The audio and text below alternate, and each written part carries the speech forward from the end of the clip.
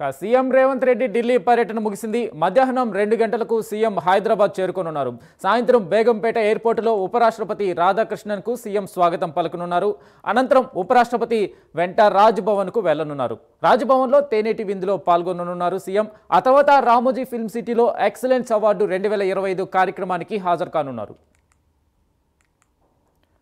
దీనిపై పూర్తి అప్డేట్ మా ప్రతినిధి చందు అందిస్తారు. చందు, చెప్పండి, సీఎం రేవంత్ రెడ్డి షెడ్యూల్కి సంబంధించి పూర్తి అప్డేట్స్ చెప్పండి.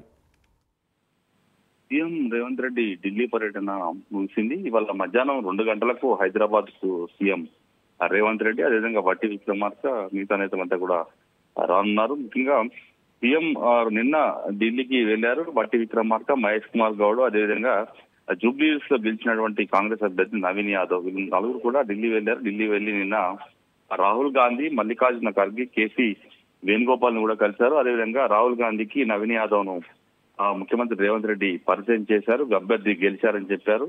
ఆ తర్వాత కేసీ వేణుగోపాల్, మల్లికార్జున ఖర్గే వాళ్ళు కలిశారు.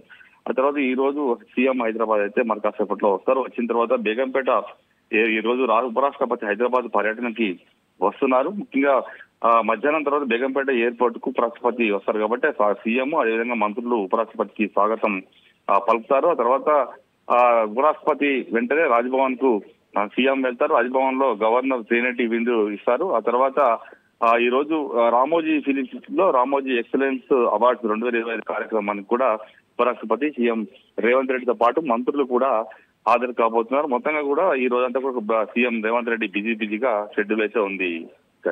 Right Chandu, thank you.